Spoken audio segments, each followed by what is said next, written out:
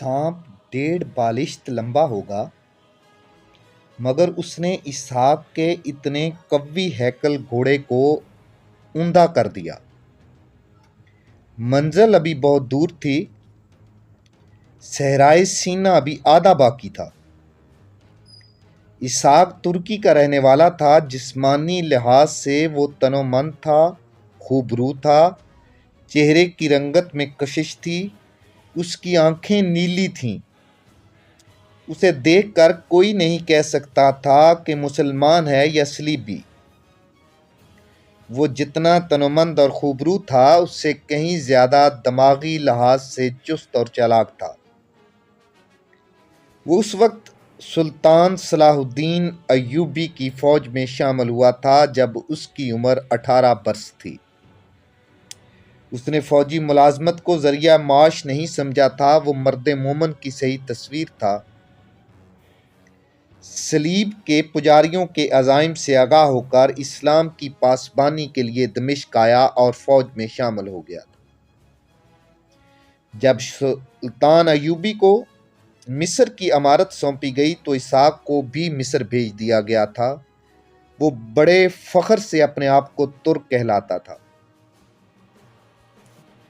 तुर्की के बेशुमार बाशिंदे सुल्तान अय्यूबी की फौज में थे। सुल्तान अय्यूबी को उन पर भरोसा और एतमाद था। उसने जब कमांडोज फोर्स बनाई तो उसके लिए ज़्यादातर नफरी तुर्कों की तैयार की। इस फोर्स में से जासूस भी मुंतखब किए गए थे। इनमें से एक इसहाक तुर्क भी था। वो गैर मामूली तौर पर ज़हीन और दलेर छापामार था। उसे कमांडर बना दिया गया था। फिर उसे सलीबियों के इलाकों में जासूसी के लिए भेजा गया था। वो फर्ज का शैदाई था, जान की बाजी लगाकर जमीन की तहों से भी नाराज निकाल लाता था। मगर अब सहराए सीना में जरा जितने सांप ने उसे बड़े ही कड़े इम्तिहान में डाल दिया। वो उन मुसलमान इलाकों में था जिन पर सलीबियों ने कब्जा कर रखा था। वहां से हलब चला गया और अब वो एक नहायत अहम इत्तला लेकर काहिरा जा रहा था। उस वक्त सुल्तान अय्यूबी काहिरा में था। इसहाक तुर्क को बहुत जल्दी पहुंचना था। रास्ते में वो कम से कम आराम कर रहा था। वो सरसब इलाकों से निकल गया था। आगे रेत का वो समंदर था जिससे कोई भटका हुआ मुसाफिर कभी जिंदा निकल कर नहीं गया। सहरा इंसान और हैवान का दुश्मन है। इसहाक तुर्क रेगजार का भेदी था। सरसब इलाके से उसने पानी घोड़े के साथ बांध लिया था। उसे रास्ते का भी इल्म था, जहां एक दो जगह पानी मिल जाता था। इस सहरा में इसने लड़ाइयां भी लड़ी थीं।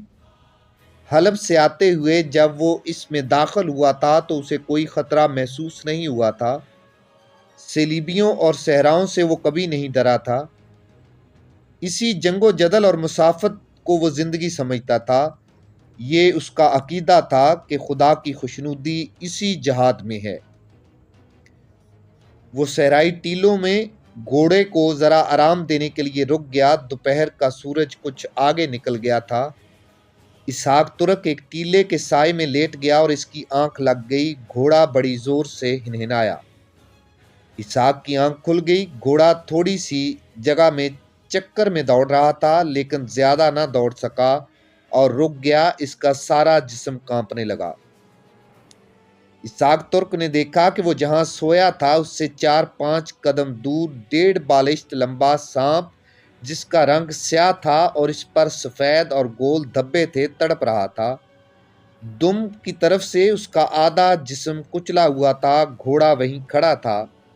इसहाक समझ गया कि सांप काटने से पहले या बाद घोड़े के पांव के नीचे आया है। वो अब चलने के काबिल नहीं रहा। इसहाक तुर्क ने उसका सर अपने पांव तले मसल डाला। घोड़े के जिंदा रहने की उम्मीद खत्म हो गई थी। सहरा का बिच्छू, ये सांप इतने जहरीले होते हैं कि जिसे डस लें इसे पानी पीने की मोहलत नहीं मिलती। सहराओं के मुसाफिर जला देने वाले सूरज से और लौट कर कत्ल कर देने वाले डाकुओं से इतना नहीं डरते जितना उस सांप और बिच्छू से डरते हैं।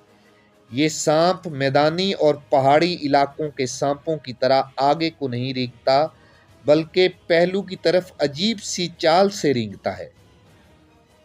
इसहाक ने अपने घोड़े को मायूसी से देखा। घोड़ा बड़ी जोर से कांपा, उसका मुंह खुल गया था। घोड़े की टांगें दोहरी हुईं, फिर उसका पेट जमीन से लगा और वो एक पहलू पर गिर पड़ा। इसहाक तुर्क इसकी कोई मदद नहीं कर सकता था। ये आला नस्ल का जंगी घोड़ा था जो लक को दक सहरा, भूख और प्यास को खातर में नहीं लाता था। ये तो एक नुकसान था कि ऐसा आला घोड़ा जाया हो गया था। मगर उस वक्त नुकसान ये हुआ कि इसहाक तुर्क को पैदल काहरा तक पहुंचना था। वो बहुत जल्दी में था। उसे मालूम था कि उसने ये राज जो वो सीने में लेके जा रहा था फौरन सुल्तान अयूबी तक न पहुंचाया तो बहुत बड़े जंगी नुकसान का बाइस बन सकता है। उसने घोड़े को हसरत भरी नजरों से देखा। इसकी नजर घोड़े के एक पांव पर पड़ी। खुर के जरा ऊपर खून के चंद कतरे जमे हुए थे। यहां सांप ने काटा था। घोड़ा मर चुका था। इसहाक ने घोड़े की जीन से खजूरों का थैला और पानी का मशकीजा खोला और चल पड़ा। उसने मरे हुए सांप को देखा और नफरत से कहा, सांप और सलीबी की फितरत एक जैसी